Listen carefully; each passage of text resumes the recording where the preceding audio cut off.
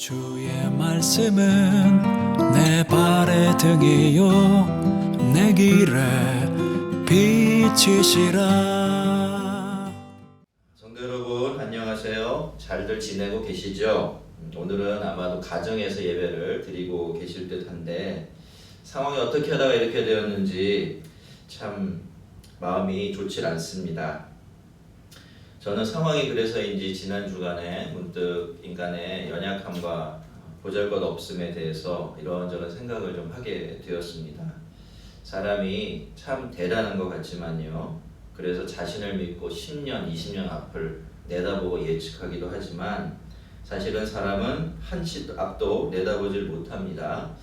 예배를 드리는 지금도 우리 머릿속에는 이 코로나라는 단어가 맴돌 정도로 모든 사람들이 이 문제를 생각하고 어떻게든 빨리 해결을 해보려고 궁리를 하고 또 걱정도 하고 있지만 사실 그 누구도 내일의 상황조차 예측할 수가 없습니다. 그리고 이 바이러스라는 것 생각해보면 눈에 보이지도 않는 작은 미생물이고 우리들에 비하면 한없이 아등한 생명체인데 이렇게 작고 아무것도 아닌 것 때문에 온 세상이 속수무책입니다. 전 세계 모든 나라가 확산을 막고 더 이상 피해자가 생기지 않도록 애를 쓰고 있지만 그저 그렇게 애를 쓰고 있을 뿐이지 아무것도 장담할 수가 없습니다. 어제 멕시코에 계신 목사님께서 잠시 메시지를 주셨는데 이런저런 대화를 나눠보니까 이 멕시코라는 나라는 이미 나라 전체가 아예 폐업 수준으로 들어갔다라는 얘기도 하셨습니다. 사실 교회가 주일 예배를 드리지 않겠다라는 이런 결정을 내리는 게 결코 쉬운 일이 아닙니다. 우리에게 주일 예배는 신앙의 기둥과도 같은 양보할 수 없는 것이죠. 그래서 우리만 생각한다면 당연히 함께 모여서 예배를 어쨌든 드려야 하는 것이 맞지만 이런 상황에서 교회가 교회만 생각할 수는 없을 것 같습니다. 교회도 성도도 사회의 일부분이니까 말이죠. 그리고 만에 하나 교회에서 감염자가 한 사람이라도 더 나온다면 한국교회 전체가 욕을 먹는 것은 물론이고 하나님께도 불명예가 되기 때문에 이번에 대부분의 거의 모든 교회들이 이런 결정을 내린 것은 참 안타깝긴 하지만 최선의 선택이었다라고 그렇게 여겨집니다.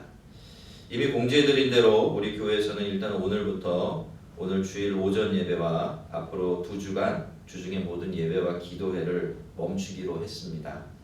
다음 주일 예배는 상황을 지켜보며 결정하고 또 안내를 해드리겠습니다. 주중에 이번 사태와 관련된 이런저런 기사들을 훑어본 적이 있습니다. 그러다가 정말 저절로 좀 한숨이 이렇게 새어나오는 그런 기사를 하나 보게 되었는데요. 그것은 결코 작지 않은 교회의 참 다수의 목회자들이 설교 중에 이번 사태에 대한 이야기를 하면서 이것이 하나님께서 타락한 세상에 대해서 내리는 벌이다라고 이야기하는 그런 보도였습니다. 목회자들의 그 설교를 편집한 동영상도 하나 붙어 있어서 잠시 들여다보았더니 그 중에 한 분은 모든 전염병은 하나님께서 내리시는 심판이다라고 그렇게 말하면서 이번 코로나 바이러스 사건도 그렇다라고 말을 하고 있었어요. 물론 여러분 그럴 수도 있겠죠. 어떤 경우에는 전염병이 이 타락한 세상을 심판하는 하나님의 도구가 될 수도 있습니다. 하지만 과연 우리가 그런 경우와 그렇지 않은 경우를 정확하게 분별할 수 있을까요? 그리고 이번 사태가 하나님의 심판이라고 우리 수준에서 단정지어 이야기할 수가 있겠습니까? 만약 그럴 수 있다면 모든 질병이나 고난들도 다 하나님의 심판이라고 해야 마땅합니다. 암도 그렇고 고혈압, 독감이나 감기, 심지어는 손톱 밑에 파고 들어온 가시도 그렇죠. 당사자들은 그것 때문에 심한 고통을 당하고 있기 때문에 그렇게 이야기가 마땅할 것입니다. 여러분 그렇게 간단하게 말할 수가 없는 거죠. 왜냐하면 하나님께서 일하시는 방식이 그렇게 우리 손에 딱 잡히도록 간단하지 않기 때문입니다. 예수님께서 제자들과 함께 길을 가시다가 나면서부터 앞을 보지 못했던 한 사람이 앉아서 구걸을 하고 있는 것 보게 되었습니다. 제자들은 궁금했죠. 도대체 저 사람이 나면서부터 저런 장애를 가지고 태어난 것이 누구의 죄 때문인가? 부모의 죄 때문이라고 한다면 자녀가 저런 벌을 받는 게 부모의 죄 때문이라는 건데 그건 말이 안 되죠. 왜냐하면 하나님은 절대로 위에 때의 죄를 아래 때에게 책임지는 그런 분이 아니시기 때문이고요. 그렇다고 해서 그 사람의 죄 때문이라고 생각할 수도 없습니다. 이 사람은 나면서부터, 그러니까 자기가 어떤 죄를 짓기 전부터 이미 그런 상태에 있었기 때문이죠. 그래서 제자들은 그것을 예수님께 여쭤봤습니다. 저 사람이 저렇게 태어난 것이 누구의 죄 때문이냐라고 말이죠.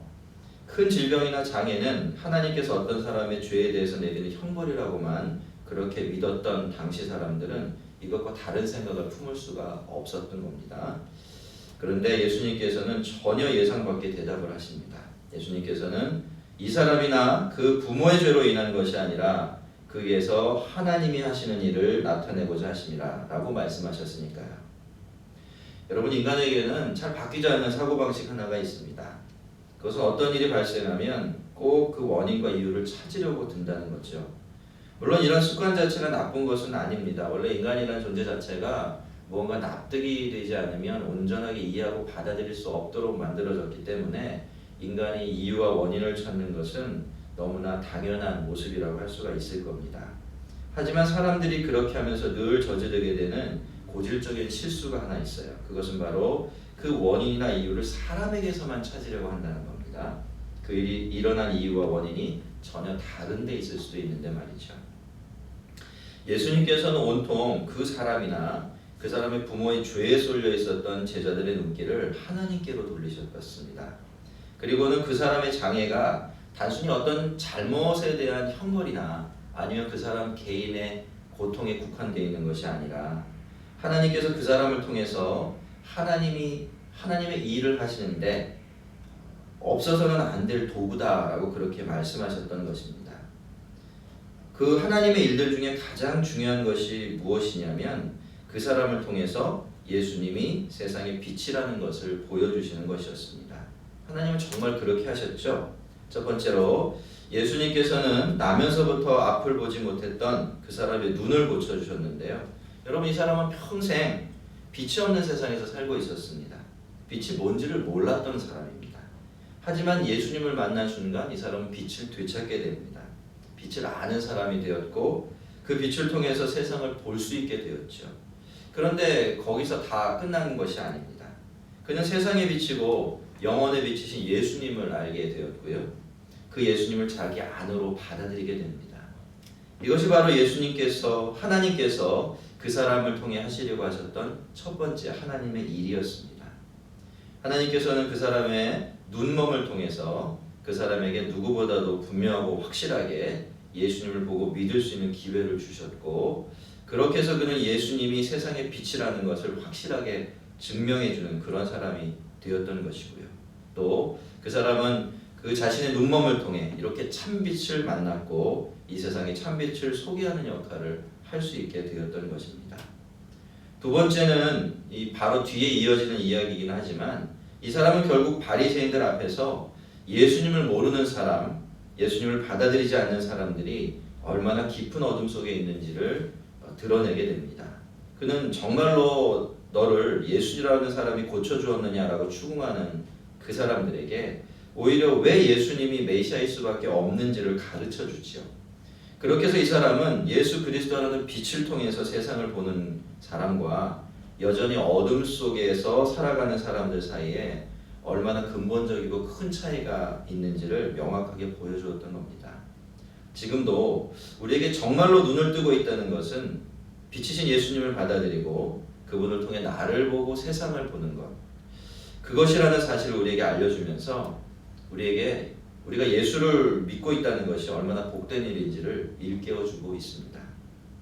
여러분, 이것이 하나님께서 이 사람을 통해서 하려고 하셨던 하나님의 일들이에요. 우리가 성경에 나온 것만 헤아려 봐도 이만큼이나 됩니다. 만약에 우리가 지혜가 더 출중해서 더 많이 하나님의 뜻을 헤아릴 수 있다면 더 많은 하나님의 일들도 발견할 수 있을 겁니다.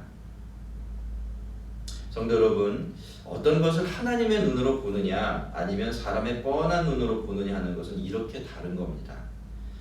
그리고 우리는 절대로 하나님의 뜻을 100% 다 알 수가 없지요. 하나님의 생각과 우리의 생각은 땅이 하늘에서 먼 것처럼 그렇게 다르기 때문입니다. 우리는 그저 하나님께서 분명하게 말씀을 통해 알려주시는 것을 확실하게 알 수 있을 뿐 나머지는 그저 어렴풋이 짐작만 할 수 있을 뿐입니다. 그래서 우리는 늘 하나님의 뜻을 이야기할 때 섣불리 이렇다 저렇다 우리의 짧은 생각으로 판단하고 단언하려고 하지 말고 늘 겸손해야 합니다. 그 사안이 작은 일이든 큰 일이든 말이죠. 여러분 요즘 코로나 사태와 관련돼서 가짜 뉴스들이 카톡에서 판을 치고 있습니다. 언론들은 연신 정부의 대응을 비판하는 소리와 위기를 조장하는 이야기들만 쏟아내고 있어요. 그리고 그 사이에서 하나님을 믿는 우리들까지도 불안해하고 두려워하면서 이리저리 휘둘리고 있는 것 같아 참 안타깝습니다. 하지만 여러분 성도들은 그럴 필요가 없고 그래서도 안 됩니다. 우리가 하나님의 뜻을 전부 다 그리고 정확하게 헤아릴 수 없다는 것을 전제로 해서 제가 말씀을 드리면 이번 사태도 분명히 하나님의 주권 아래서 일어난 일이기 때문입니다. 물론 그 원인을 제공한 것도 인간이고요. 일이 이렇게 커지게 된 것도 인간의 거짓과 무책임함 때문이지만 이 세상에 일어나는 일들 중에서 하나님이 모르시거나 하나님도 어쩔 수 없는 일은 전혀 없습니다. 모든 것은 다 하나님의 주권 아래에 있어요. 그런데 모든 것이 하나님의 주권 아래에 있다라고 하면 사람들은 자꾸 오해를 하는 것 같습니다. 이 세상에서 일어나는 모든 일의 원인이 전부 하나님께 있다 그렇게 생각하지요. 그래서 좋지 않은 일만 생기면 왜 하나님께서 그러셨는지 그것부터 따지고 듭니다. 책임을 하나님께 묻는 거죠. 하지만 모든 일이 하나님의 주권 아래에 있다라는 말은 그런 뜻이 아닙니다. 모든 일이 하나님의 주권 아래에 있다라는 말의 진짜 의미는 그 일이 어떤 일이든 그리고 지금 우리가 이 상황을 볼 때 우리의 눈에 그 상황이 어떻게 보이든 간에 결국에는 하나님께서 그 모든 일들을 통해 하나님의 일을 하시고 또 하나님의 최선을 이끌어내실 것이다 그런 뜻이에요. 우리가 어떤 상황 속에서 하나님을 믿는다라는 말은 바로 이 사실을 믿는다라는 그런 뜻입니다. 어제와 그제 저는 오랜만에 두 분으로부터 연락을 받았어요. 한 분은 제가 일산의 부교역자로 섬길 때 그 교회 집사님이셨던 분이시고 한 분은 앞에서 말씀드린 그 멕시코에서 한인 목회하시는 분이십니다. 이 두 분이 진심으로 걱정을 하면서 저에게 연락을 취해 오셨더라고요. 정말 오랜만에 목소리를 듣고 또 소식을 주고받았습니다. 그분들은요 이렇게 어려운 일을 다른 사람들을 진심으로 걱정해주고 섬기는 기회로 삼으셨던 것입니다. 물론 그렇게 해야지 했던 것은 아니겠지만 말이죠. 하나님께서 사람들에게 그리고 이 세상에 고난과 어려움을 주시는 것은 우리가 우리 안에서 그 원인을 찾고 또 서로가 서로에게 책임 소재를 물으라고 그러시는 것이 아닙니다. 누가 잘했고 누가 잘못했고 이런 데 집중하라고 그러시는 것이 아니죠. 우리는 늘 그렇게 반응하지만요. 그렇게 하는 것은 전혀 하나님의 뜻이 아닙니다. 물론 그렇게 하는 것이 어떤 단계에서 꼭 필요하기는 해도요. 그게 주가 되면 안 됩니다. 그러면 필요 이상으로 자기를 정죄하게 되거나 남을 탓하게 되고 자기의에 빠질 수 있고 다른 이들을 내 삶으로부터 밀어내게도 됩니다. 하나님께서 우리들에게 그리고 우리가 사는 이 세상에 이런 어려움과 고통을 주시는 중요한 이유 중에 하나는 하나님께서 이러한 우리들을 치료하기 위해서입니다. 모두가 그 고통과 불행을 자기 일처럼 여기면서 서로를 품고 돕고 섬기며 함께 그 일을 견뎌내고 이겨내게 하시기 위해서 그렇게 조금이라도 더 한마음이 되고 조금이라도 더 서로를 사랑할 기회를 주시는 것이죠. 이것이 하나님께서 우리에게 우리의 불행과 고통을 통해서 하려고 하시는 또 하나의 중요한 하나님의 일이 분명할 것입니다. 성도 여러분, 이번 사태와 관련해서 여러분도 카톡으로 이런저런 메시지 많이 받고 계시죠? 뉴스도 많이 듣고 계실 것입니다. 여러분에게 간곡하게 부탁을 드립니다. 절대로 여러분을 불안해하게 하고 누군가를 탓하게 하고 미워하게 하는 이런 메시지나 뉴스에는 너무 많이 귀를 기울이지 마시기 바랍니다. 그런 메시지나 뉴스들은 다 그런 것 노리고서 우리들에게 보내지는 것들이에요. 저도 몇 가지 접했는데요. 알고 보니 그 중에 대부분이 진위를 전혀 파악할 수 없는 근거가 어디 있는지도 모르는 그런 것들이었습니다. 우리 성도들은 그런 것들 때문에 괜한 두려움이나 미움에 빠지지 않았으면 합니다. 꼭 부탁을 드립니다. 이제 오늘 말씀을 정리하겠습니다. 성도 여러분, 하나님이 어떤 일을 하시고 또 허락하시는 것은 하나님께서 그 일을 통해서 하려는 일이 있으시기 때문입니다. 그런데 우리는 하나님의 일들을 다 헤아리지 못합니다. 우리의 지식과 지혜가 그 모든 것들을 깨닫기에는 턱없이 부족하기 때문이죠. 하지만 분명한 것 한 가지가 있습니다. 그것은 하나님께서 그런 일들을 통해서 하시려는 일들은 결국에는 선한 일들이라는 것입니다. 우리는 늘 이 사실을 기억하면서 이번처럼 국가 전체나 이 세상 전체가 힘들어할 만한 일이 생기면 그것을 온 세상과 더불어 아픔을 나누고 함께하는 섬김과 사랑의 기회로 삼을 줄 알아야 합니다. 그것이 우리와 이 세상의 힘든 일을 허락하시는 하나님의 깊은 뜻이기 때문이죠. 너무 불안해하시거나 예민해지지 마시고 선하신 하나님께 여러분의 눈을 고정시키십시오. 이번 사태도 저와 여러분의 생명도 전부 다 선하신 하나님의 손에 있습니다. 그리고 그 믿음으로 계속해서 기도에 힘써 주십시오. 이미 받은 피해와 아픔들이 너무나 큽니다. 환자들을 치료해 주시고 가족들을 위로해 주시며 또 이 일로 경제적으로 큰 타격을 입은 나라들과 우리나라 국민들, 특별히 기업과 자영업 하시는 분들을 위해서 계속 기도해 주시기를 바랍니다. 그리고 무엇보다도 이 바이러스가 속히 사라져버리도록 우리가 간절히 기도했으면 좋겠습니다. 다가오는 한 주간도 선하신 하나님께서 우리들을 눈동자처럼 지켜주시고 보호해 주실 것입니다. 하나님을 믿는 자로서 중심을 잘 붙들고 지켜내면서 하나님의 일을 행하시는 하나님께 마음을 두고 공감과 기도로 세상을 섬기는 한 주간이 되시기를 주의 이름으로 축원합니다.